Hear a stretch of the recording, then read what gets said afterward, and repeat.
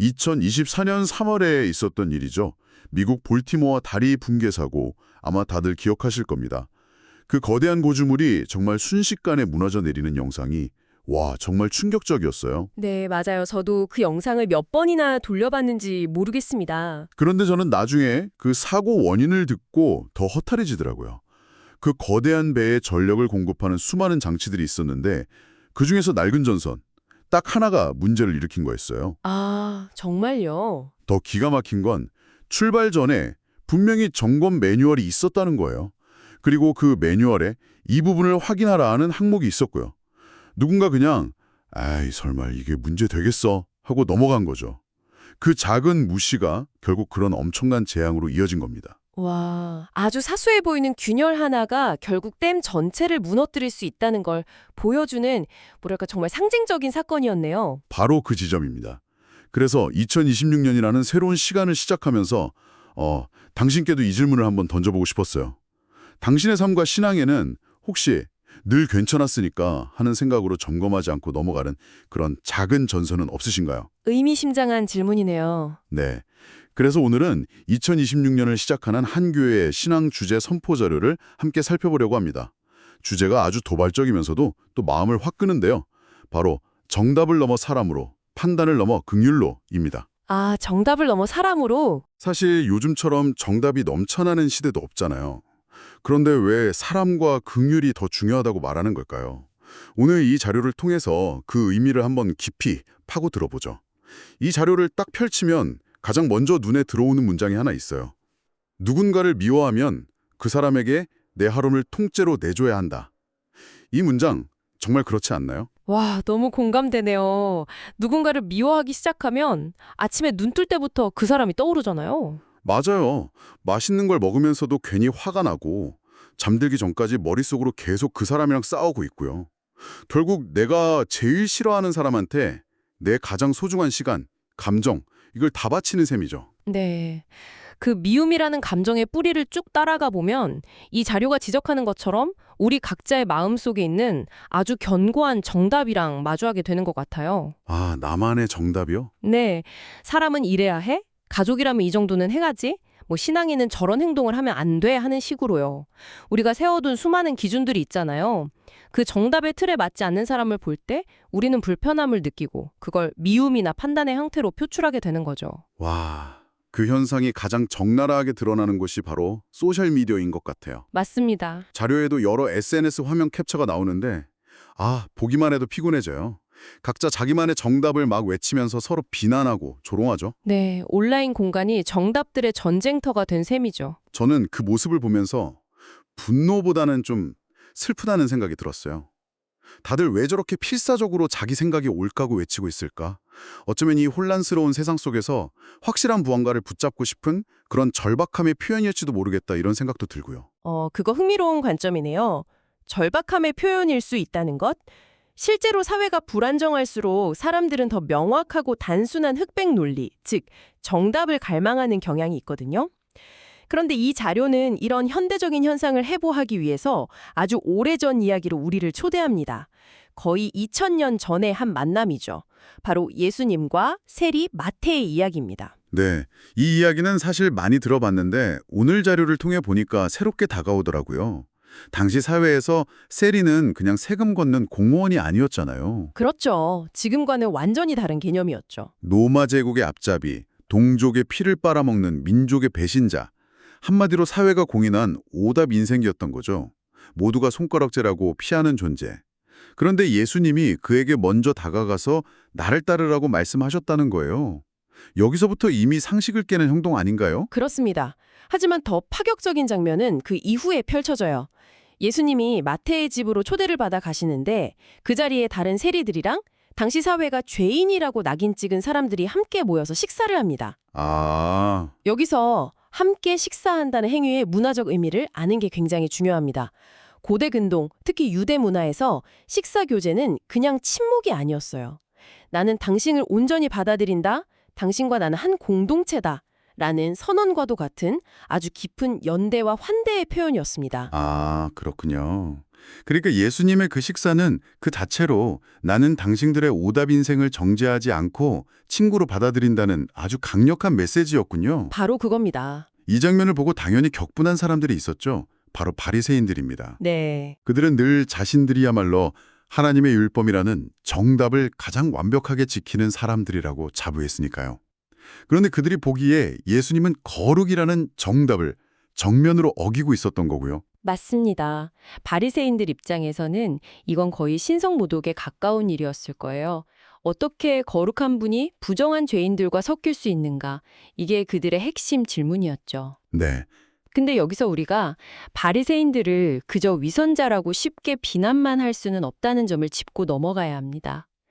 로마의 지배 아래에서 민족의 정체성이 흔들리던 시대였거든요.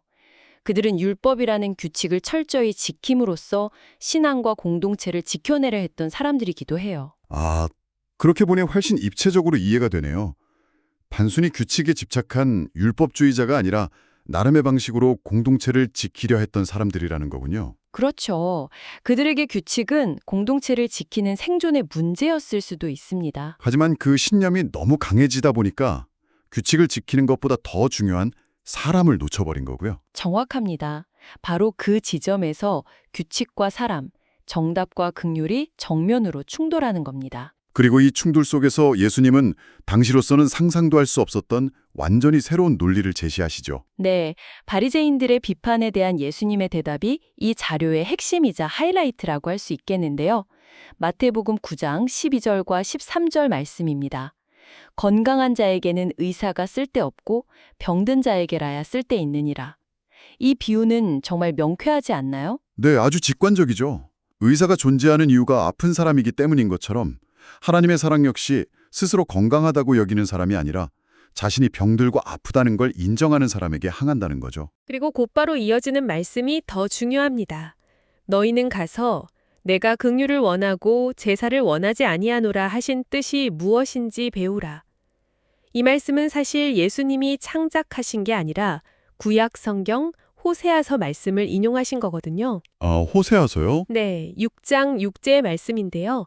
이 배경을 이해하면 그 의미가 훨씬 깊어집니다. 당시 이스라엘 백성들이 하나님께 드리는 종교의식, 그러니까 제사는 아주 화려하고 성대하게 잘 지켰습니다.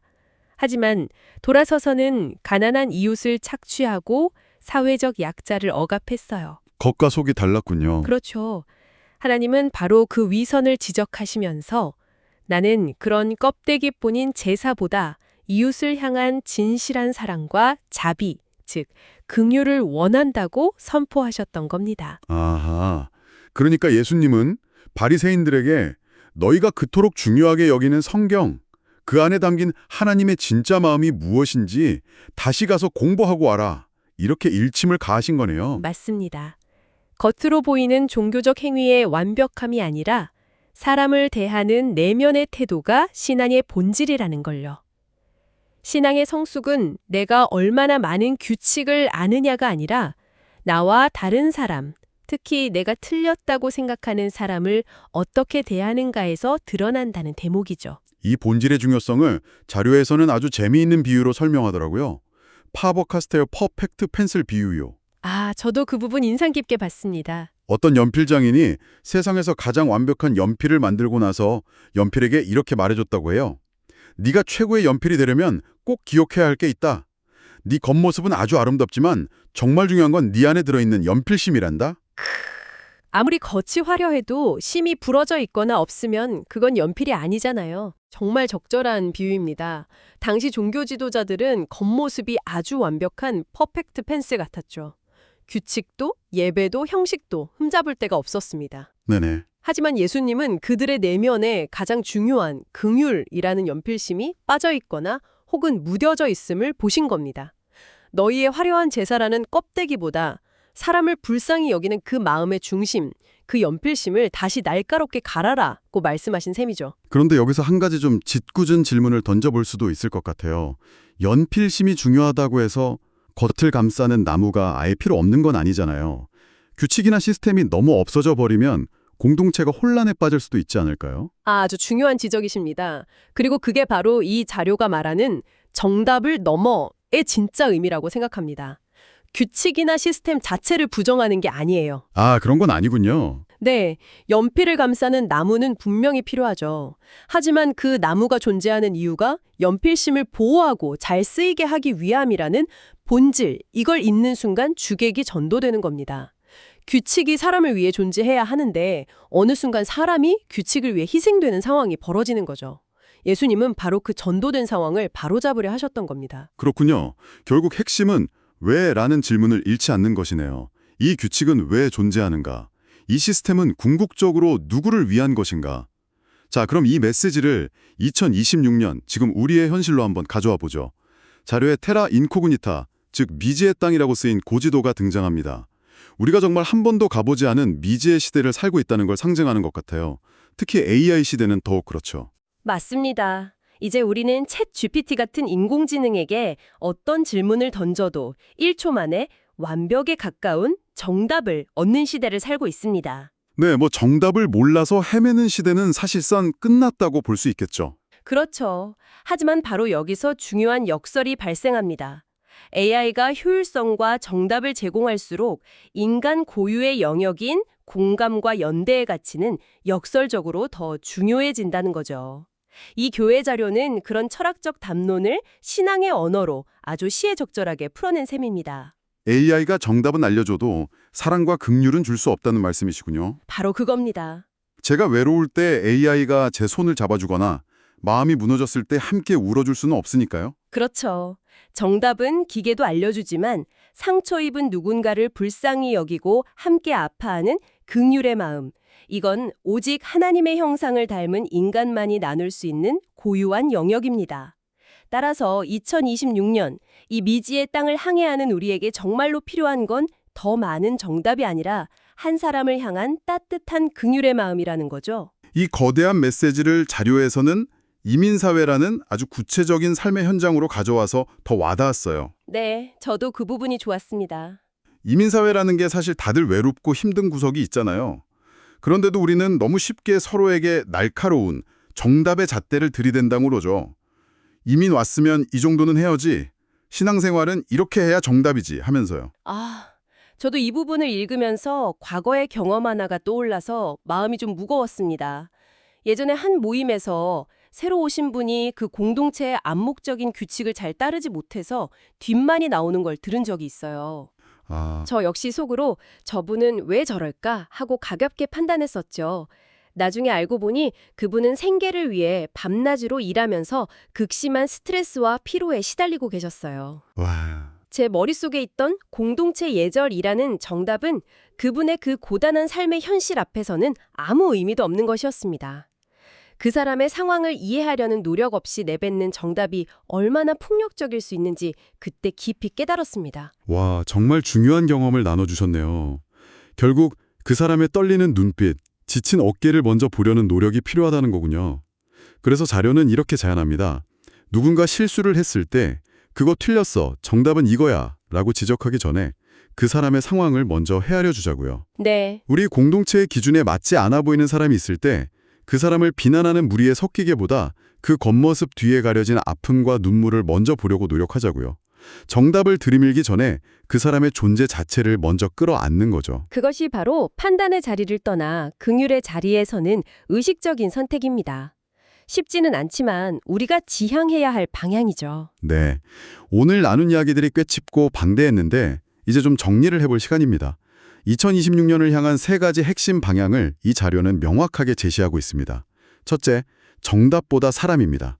이 세상에 틀린 인생은 없고 아직 하나님의 손에 들려 쓰여가는 과정에 있는 인생만 있을 뿐이라는 관점이죠. 둘째, 판단보다 긍휼입니다. 남을 정죄하는 데 쓰는 에너지를 그를 위해 함께 울어주는 사랑의 에너지로 전환하자는 겁니다.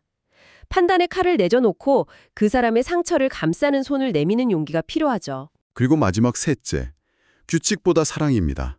교회든 가정이든 사회든 우리가 만든 모든 시스템과 규칙은 결국 사람을 살리고 행복하게 하기 위해 존재한다는 그 대원칙을 결코 잊지 말자는 겁니다. 네, 본질을 잃어버린 규칙은 사람을 올가매는 감옥이 될 뿐이니까요. 이 3가지 방향은 결국 하나의 지점, 즉, 예수님이 마태와 식사하시며 보여주셨던 그 삶의 방식으로 모아집니다. 정답으로 사람을 재단하는 대신 사람 그 자체를 목적으로 여기셨던 그 모습 말이죠. 오늘 이 깊이 있는 나눔을 마무리하면서 자료의 마지막에 있던 한 질문을 당신께 던져드리고 싶습니다. 우리는 왜 가장 소중한 것을 위해 마음의 공간을 비워두지 못할까? 정말 그렇지 않나요? 우리의 마음은 늘 새로운 정보와 지식, 그리고 다른 사람에 대한 수많은 판단들로 빈틈없이 채워져 있죠. 그래서 정작 가장 소중한 사람, 가장 중요한 가치를 담아둘 공간이 부족한지도 모릅니다. 마음의 여백이 필요한 법인데 말이죠. 네. 그래서 마지막으로 이렇게 제안하고 싶습니다. 정답과 판단으로 가득 찬 당신의 마음에 이번 한 주 동안만이라도 의도적으로 작은 공간 하나를 비워보면 어떨까요? 그리고 그 비워진 긍휼의 공간에 단 한 사람을 담아보는 겁니다. 당신의 그 공간에는 지금 누가 가장 담기고 싶으신가요?